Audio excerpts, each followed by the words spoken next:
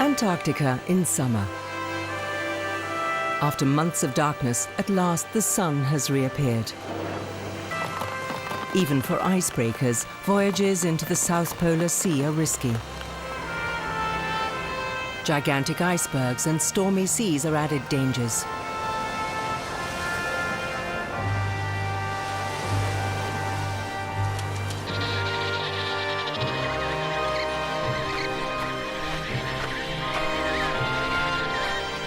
To the largest of the penguin species, the southernmost continent is their home, their kingdom.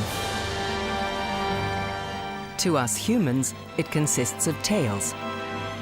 Tales of Antarctica from the end of the world.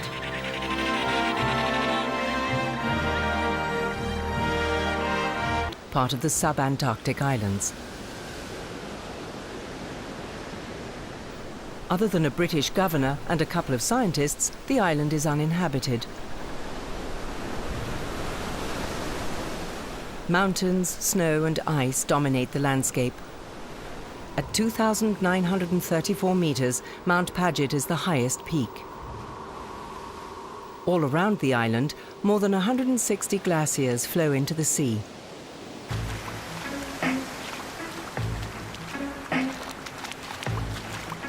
King penguins are the most imposing residents of South Georgia.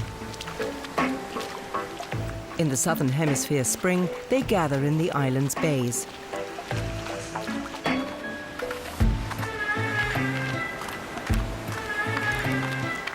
First, the males arrive, looking for their breeding place from last year.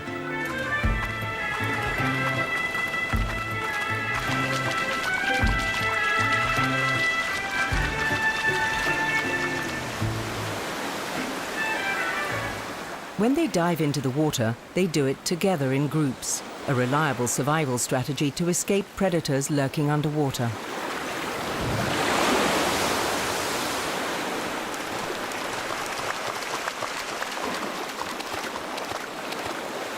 King penguins are very sociable and like to hunt together.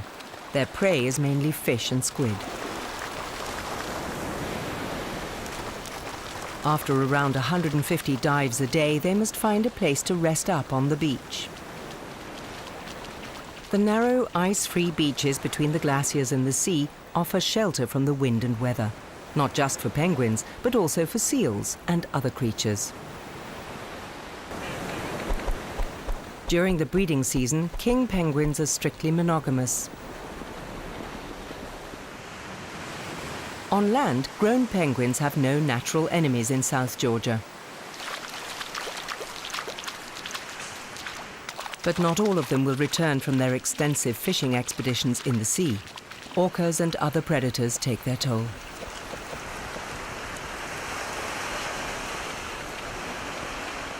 Some penguins wait in vain for their partner to return.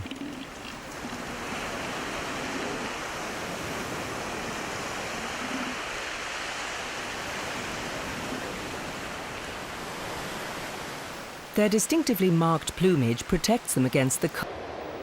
South Georgia lies at the conjunction of the Atlantic Ocean and Antarctica. Heading south, the route passes by the Sandwich Islands to the Antarctic Peninsula, traveling ever farther into the Polar Sea. The weather here is very changeable. Cold winds from the south meet warm air masses from the north. They usually gather at places where the sea is rough. Diving into the murky water together makes it more difficult for leopard seals that might be lurking, waiting to grab one of them.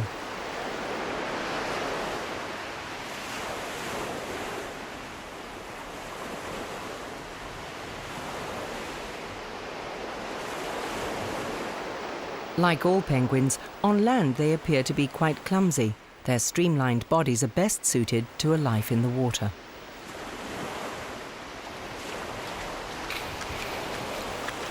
They feed mostly on krill, tiny crustaceans that are abundant in the Polar Sea. This is the reason why they breed in the millions here on the icy southern continent.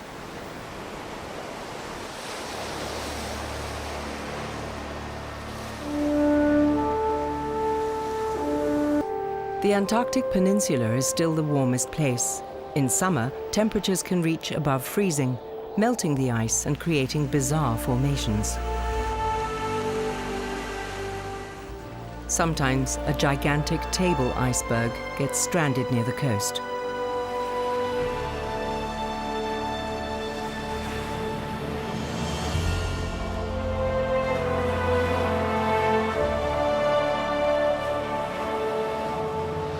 It can be stuck for years until it melts enough to be able to continue its odyssey.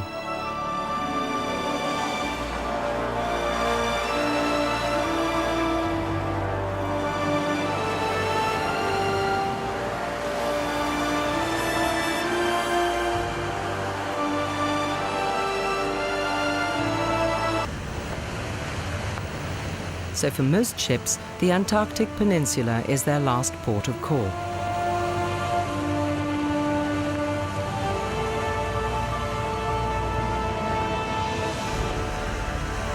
The extreme icy conditions make it impossible to continue their journey into the South Polar region or through the Weddell Sea.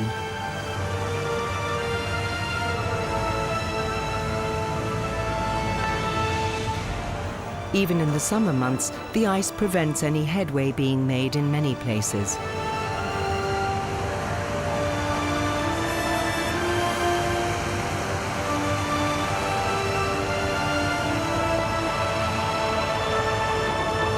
All the time, conditions change constantly. Seawater freezes at minus 1.8 degrees centigrade. It forms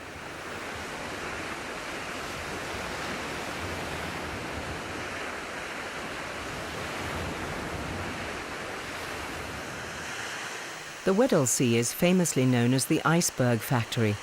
Gigantic chunks keep breaking off the ice shelf and drifting north.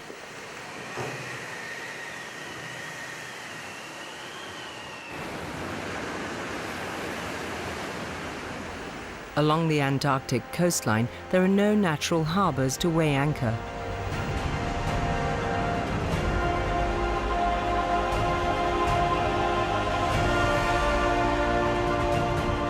The only option is to park in the ice.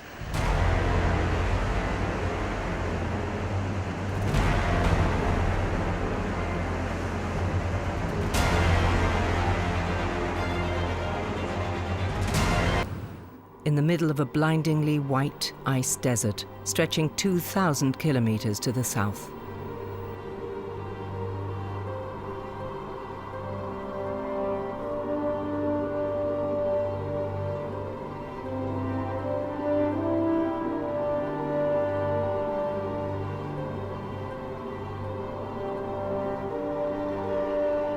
There's no more hostile environment on Earth.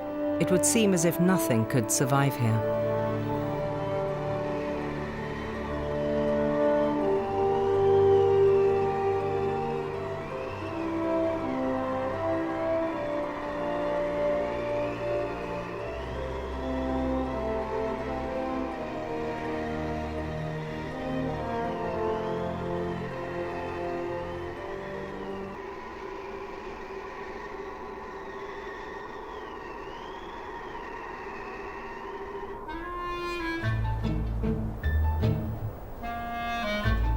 Despite the adverse conditions, this place is home to the emperor penguin.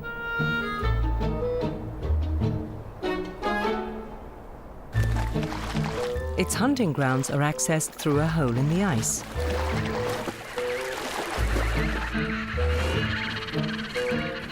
These penguins have caught their fill and are now heading back to their colony.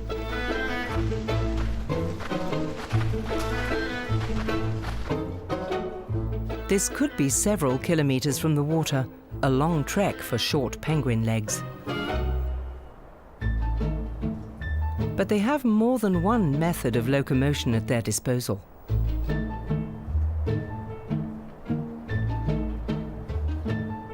Their smooth, oiled feathers make it easy for them to slide across the icy surface beneath them.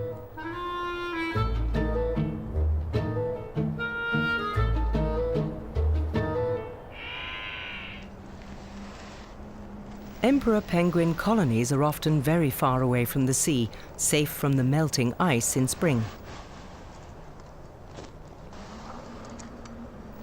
The icebergs they pass are immobile.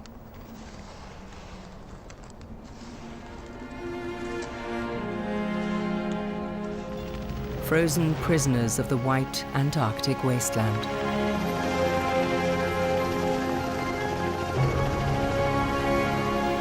This is where they stay until summer finally breaks up the sheet ice, freeing them from their captivity.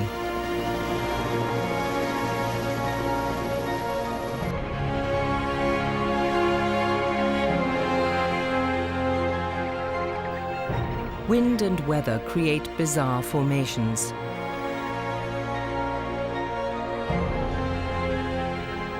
Icy sculptures that almost look like they were made by human hands.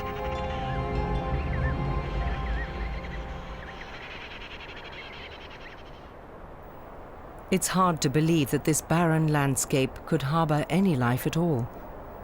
But actually, it's one of the biggest nurseries in the world.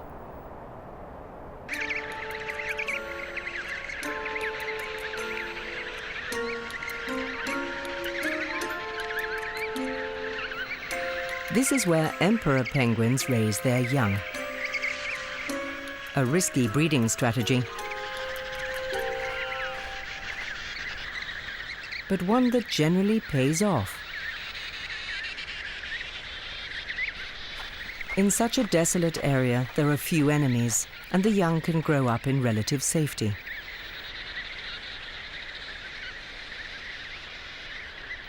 But like any other chicks, they're permanently hungry. So their parents have to bring back loads of food. The Antarctic summer is the best time for this. The days are very long, and the more the pack ice melts, the shorter their way to open water becomes. Tirelessly they tramp backwards and forwards between their colony and the sea. The cold sea is teeming with fish, squid and krill, so the adult penguins can always bring plenty of food back to their young. There are more than 40 colonies in the Antarctic, and year after year, emperor penguins return to the same ones. In the deepest winter, they breed by the thousands and use the short summers to raise their offspring. Now there's food in abundance, and the chicks grow fast. There's pre-digested fish, plenty of it, every day.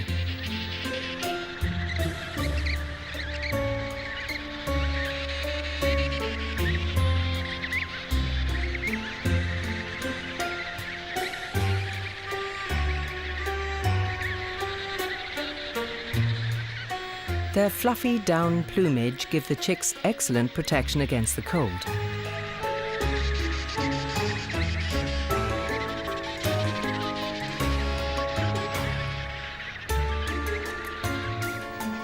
The little ones are insatiable, but begging doesn't always work.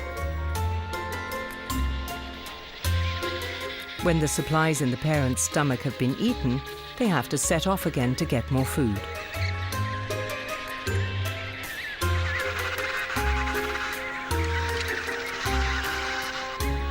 The chicks often sleep during the long periods their parents are away, waiting for their return.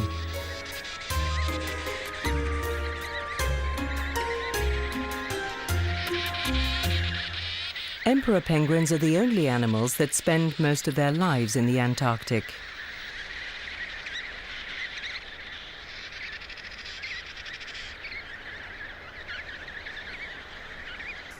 Their bodies are perfectly adapted to the adverse conditions of the icy continent. It's their plumage above all else that protects them from the cold. A base layer of warm down is covered by a closely growing layer of short feathers.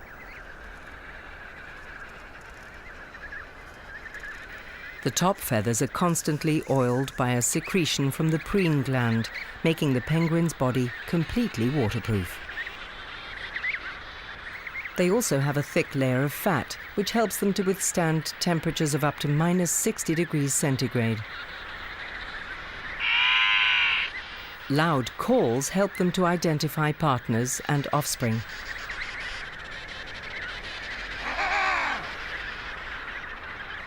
Emperor penguins are the largest of the penguin species. They can reach up to 1.30 meters in height and weigh around 38 kilograms. In winter, they can lose up to 40% of their body weight. Now, during the summer months, they stock up again. When both parents are away at the same time foraging for food, the young gather together in nurseries. They're constantly supervised and guarded by adult birds. Occasionally, danger can threaten in the form of seagulls and giant petrels. They're safer when they're in groups. A lost chick might not be able to find its parents again. If that happens, then the chick will starve.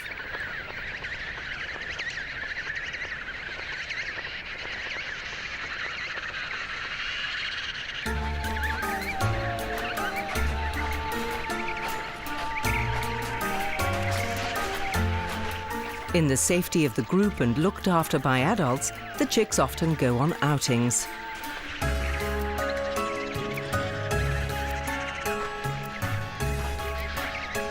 Here and there, the walking party is joined by others keen on a stroll.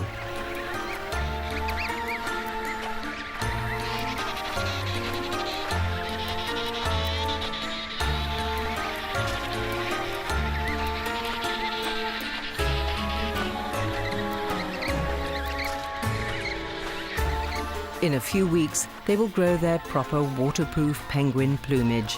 When that happens, they'll be able to go down to the water and begin their lives as young adults.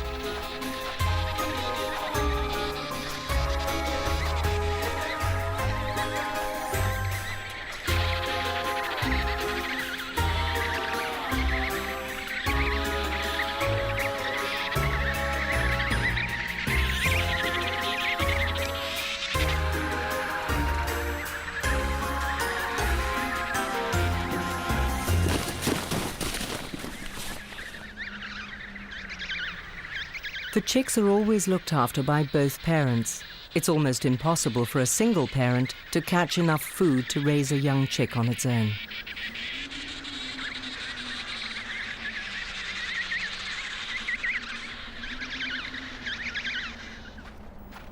When the temperature reaches -20 degrees, it gets too warm for the penguins. This results in the colonies spreading out.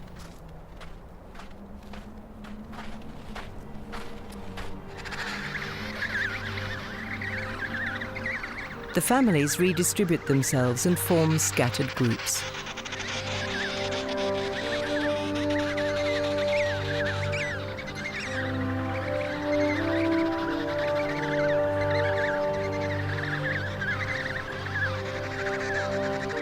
The fishing forays that would take months in the winter now take just a day or so.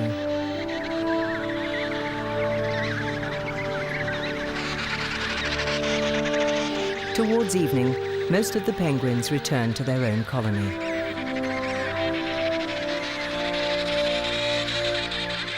There they will spend the short Antarctic summer nights in the safety of their own family.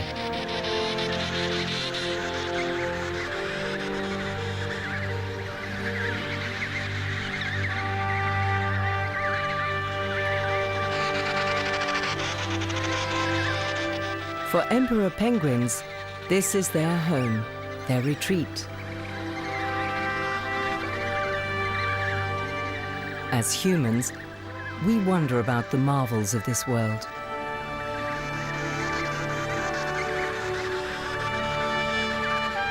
Only a few of us ever have access to it and return to tell its tales. Tales of life and death, friendship and family, amid the harshest conditions.